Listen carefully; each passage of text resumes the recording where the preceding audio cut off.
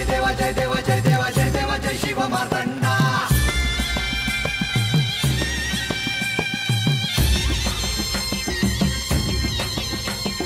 जय देवा जय देवा जय देवा जय देवा जय देवा जय शिव मार्तंडा.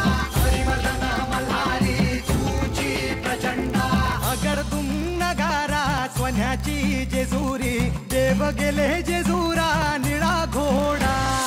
अगर तुम नगारा सोन्याची जेजुरी देव गेले जेजुरा निळा घोडा. पाऊ में तोडा कमरी कर पटा विहीर मस्तकी तुळा. खोबऱ्याचा कुटका भंडाऱ्याचा भडका बोल हंकरा सदानंदाचा येळको. सदानंदाचा येळको. जय देवा जय देवा जय देवा जय देवा जय देवा जय शिव मार्तंडा. जय देवा जय देवा जय देवा जय देवा जय देवा जय शिव मार्तंडा. हरिवर्धन मल्हारी तुझी प्रचंडा. जय देवा जय देवा जय देवा जय देवा जय देवा जय शिव मार्तंडा. हरिवर्धन मल्हारी तुझी प्रचंडा. हाय का तुला म्हणलं नव्हतं म्या बासमोर हे सगळं सांगत नाही ते. कधी एकदा डोसक्यात राग घालून गेल आणि काय करल ना काय सांगता येत नाही. उगा सांगितलं ह्याच्या समोर त्या दिवशी पाड्यावर काय झालं ते. मग काय काय राजा तुला तर काय सांगायची सोय नाही उरली बाबा.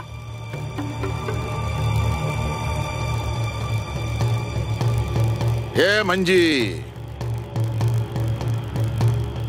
आता मला शिकवणार होय रे. मला एकच ठाव आहे माझ्या पोरीच्या वार्तेचं कोणी गेलं ना तर म्या त्याला चित्त सोडणार नाही. रांगी असो नाही तर दुसरं कोण बी. अरे त्या रंग्यानं काय केलं का मला आणि तुला बी ठाव आहे मी एकटी पुरून उरून त्याला. मग तू कशाला त्रास करून घेतो हा. हा म्या काय म्हणते अशा किती उमऱ्यांचा आहे आपला पाडा. अरे हित कोण शिंकलं तर तिथं दुसऱ्याला कळतंय. अशात कशाला उगा कोणाचं वैर घ्यायचं म्हणते मी. दुसरं काय असतं ना विचार केला नसता म्या.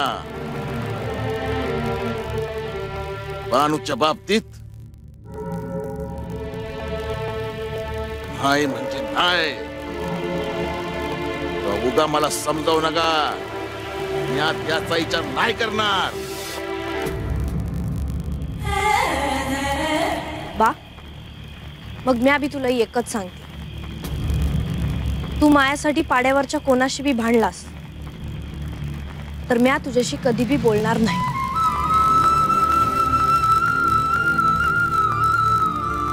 ए बानियो अगं असं काय करतेस तू. अगं हे समज तुझ्यासाठीच. अरे बा मला माहित आहे पर तू मायासाठी पाड्यावरच्या लोकांची भांडतोयस चिडचिड करतोयस. अरे पाड्यावरची लोक तुझ्याशी बोलायला घाबरतात. तुझी कोणी नीट बोलत नाही आणि मला माहित आहे तुला किती त्रास होतो याचा. ए बानू तुझ्यासाठी काय बी सोसावं लागलं ना तरी सोसन मी. आणि मला चालन भाई तुला असा त्रास होतोय ते बघताना. बा मग ह्या पुढे असं काय नाही करणार ना. हा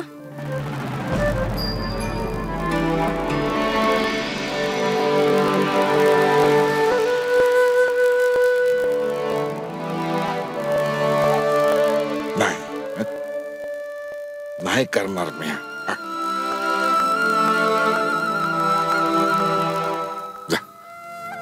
झोपा आता. पहाट झाली की निघायचं आपल्याला. वय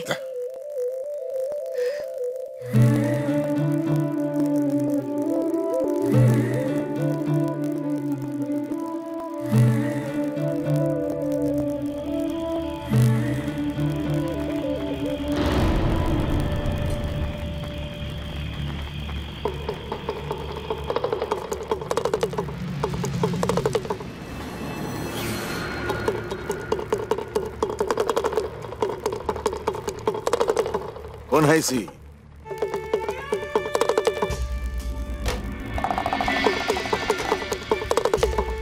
कोण आहे सी? पहाटेचा पहिला प्रहर आणि यो डमरूचा आवाज, नक्कीच यो पिंगळा आहे.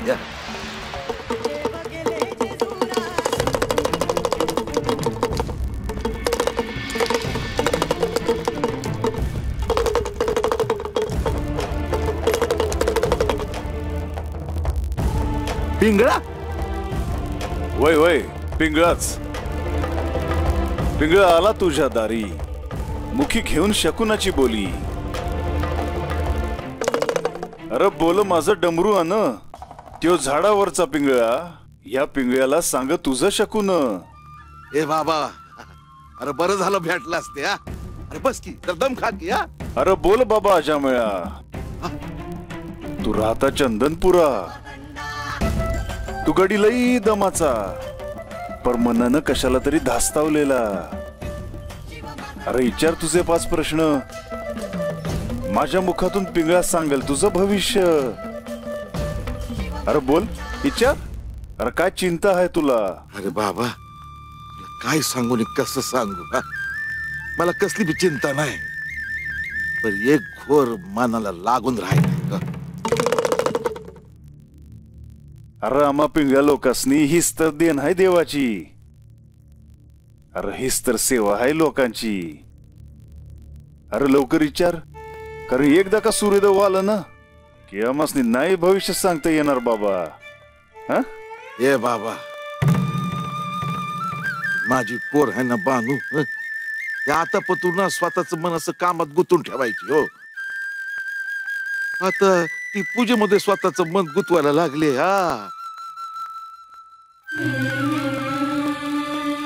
अरे बाबा, काय करावं मी? बोल ना.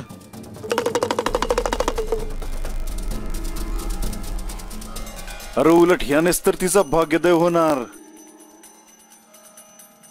ते आम्हाला हळदीचं शिवलिंग दिसतंय दादा. अरे जन्माचं सार्थक होणार तिच्या. अरे पूजा करताना तिला अडवू नगस, महापाप लागल.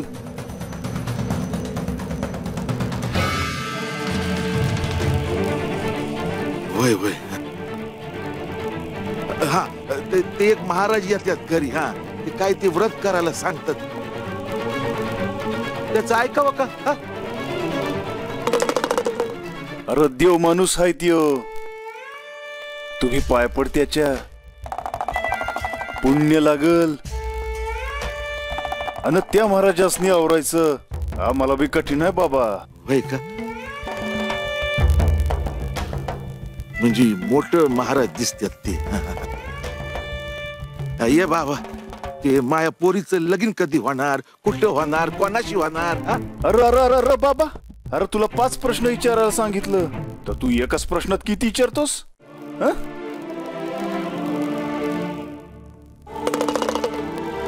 अरे काळजी करू नगस, लवकरच तुझ्या पोरीचं लगीन होणार. अरे थोडी कळ खा. पर लगीन उद्याच होणार म्हणून आनंदून जाऊ नकोस. अरे पण माया पोरीसाठी मी नवरा कुठं शोधायचा?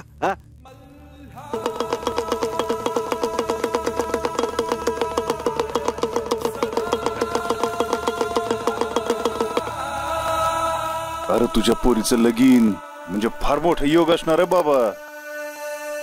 आणि त्यासाठी नवरा शोधाया तुला कुठं बी जावं लागणार नाही, तर त्योच इथे पाड्यावर येऊन तिच्याशी लगीन करणार. काय सांगतो बाबा तू? बापाला दुसरं काय हवंय? हा, लय उपकार झाले बघ तुझे. माझी पोरगी माझ्या समोर राहणार पाड्यावर, आणखी काय हवं मला? अरे बाबा, मी म्हंटल तिचा होणारा नवरा पाड्यावर येऊन तिच्याशी लगीन करणार. तो पाड्यावर नाही राहणार तर तिला संगतीनं घेऊन जाणार.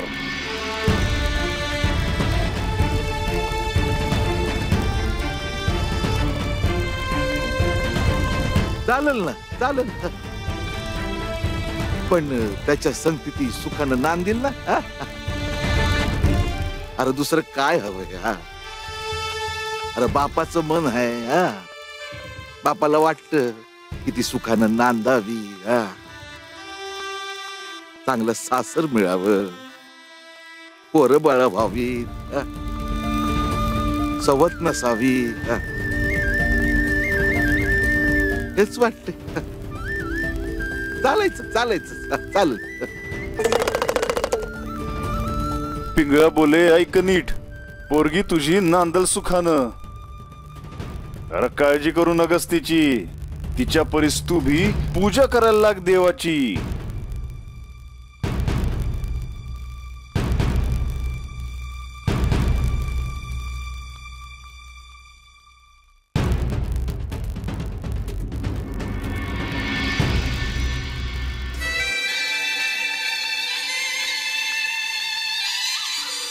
चल रे बाबा, निघतो मी आता. ए बाबा, पर हे समज खरं कसं समजावं मी हा? कर अरे पिंगळ्याची परीक्षा बघतोस होय र हा? तसं समज हा. माया पोरीच आणि माझं एक गुपित आहे हा?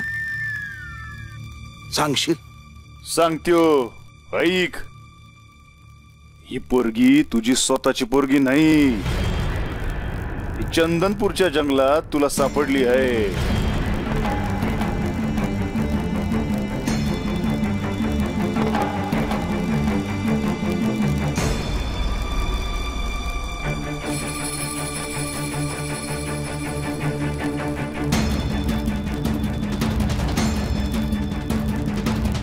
हे बाबा, भविष्यात तुला भेटायचं असेल तर कुठं भेटशील हा?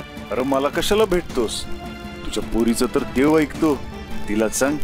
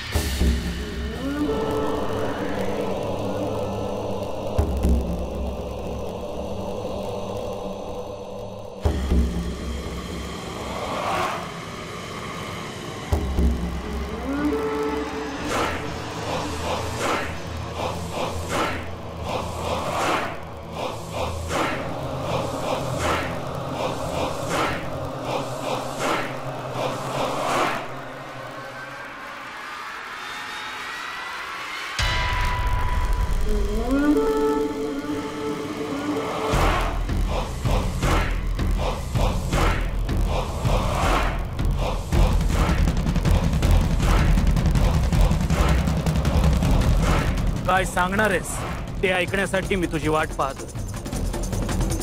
फार वेळ नाहीये माझ्याकडे. जेजुरीचा राजा खंडेराय. फार वेळ नाहीये माझ्याकडे. जेजुरीचा राजा खंडेराय. त्याला कसा ओळखा? हळदीचा मळवट, हाती खंडा, छातीवर घंटांची माळा, पायात तुरान पांढरा घोडा, मस्तकी चंद्र, लोकांचा लाडका राजा. त्याला अडवण्यासाठी सदानंदाचा येळकोट म्हणतात. भंडारा आणि खोबरं उधळतात. दिवस करे पठार आणि जेजुरीच्या गडावर युद्धात तरफेस, पण स्वभावानं बोळा. मागितलं तर सगळं देऊन टाकेल. पण संतापला तर सर्वनाश करेल. तू हेर माझा आहेस. त्याची स्तुती करायला तुला इथे बोलवलेलं नाहीये.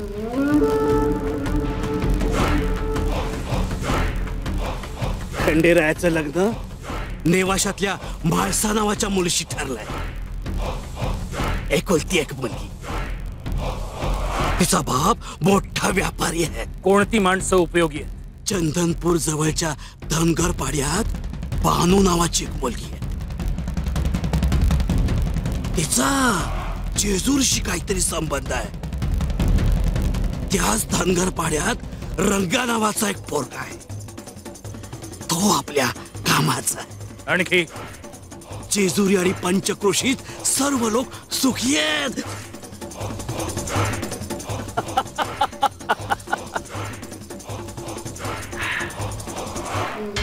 आता पाऊस पडेल काही दिवस. त्या वरुण देवाला बांधून ठेवतो.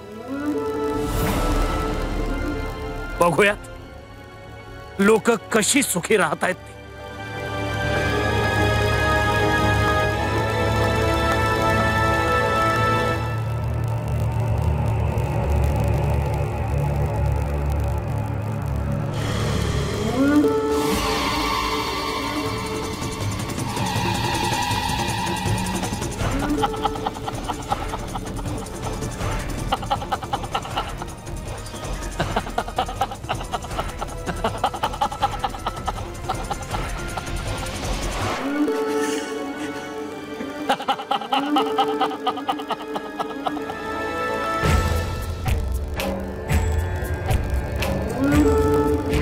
यावे यावे दैत्य गुरु शुक्राचार्य.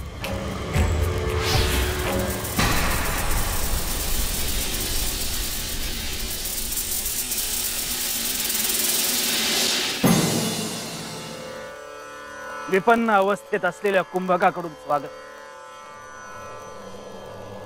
आचार्य, माझा बाप मेल्यानंतर प्रथमच आला.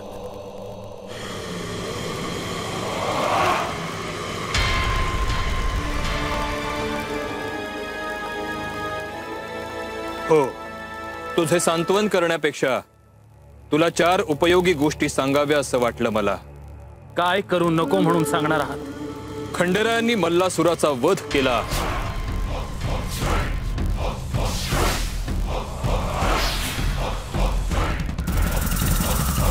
ती गोष्ट मी पूर्णपणे विसरलो नाही. तेव्हा पुन्हा एकदा दैत्य कुळात रक्ताची होळी खेळली जाणार नाही एवढं पहा. माझ्या बापाच्या वधानंतर आपण दैत्यांचे गुरु राहिला नाहीत की? कुंभक! कुंभक! कुंभक!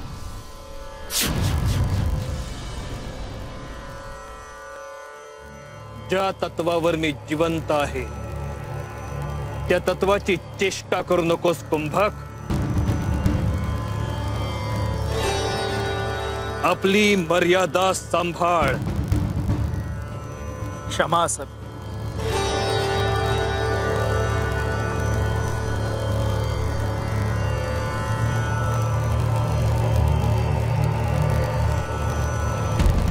मी दैत्यांचा गुरु असलो तरी माझे गुरु प्रत्यक्ष महादेव आहेत. मग तर प्रश्नच मिटला. मला माझा सूड घेऊ द्या. कुंभक, तू वरुण देवाला बंधन घातलं असलंस तरी तुझा कोणताही हेतू सफल होणार नाही.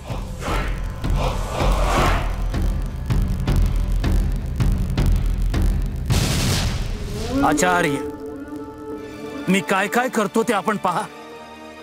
दैत्य कुळाचा तुम्हाला अभिमान वाटेल. अभिमान आणि अहंकार ह्या 2 वेगवेगळ्या गोष्टी आहेत कुंभक. तू स्वतःचे नामकरण कुंभक असे का करून घेतले?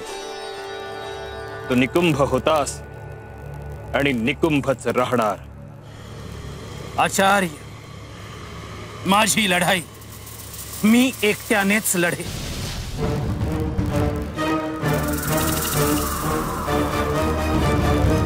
कुंभक, तुझ्या पाठीशी कुठलीच पुण्याई का नाही?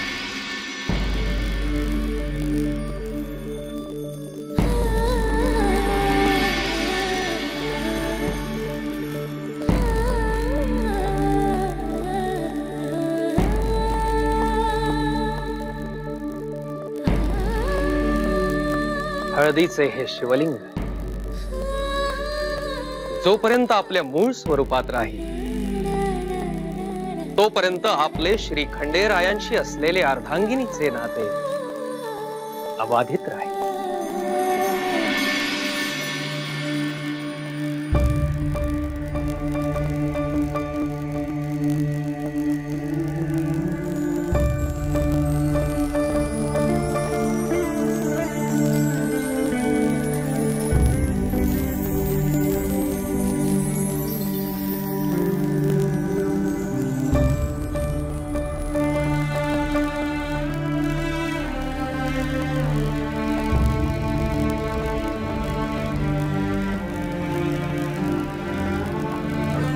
माझे आणि खंडेरायांचे हे नाते अबाधित राहणे याबद्दल जशी मी दक्ष आहे तसेच खंडेराय देखील असणारच. आणि असे असताना नात्याला तडा जाण्याचा संभवच येत नाही. मग भृगु ऋषींनी सांगितलेल्या वचनामागे नक्की काय तात्पर्य असेल? या गुप्त संकेताबद्दल कितीही विस्मरण करायचा प्रयत्न केला तरी त्याचा विचार काही केल्या मनातून जात नाही. तिम्माशेठ,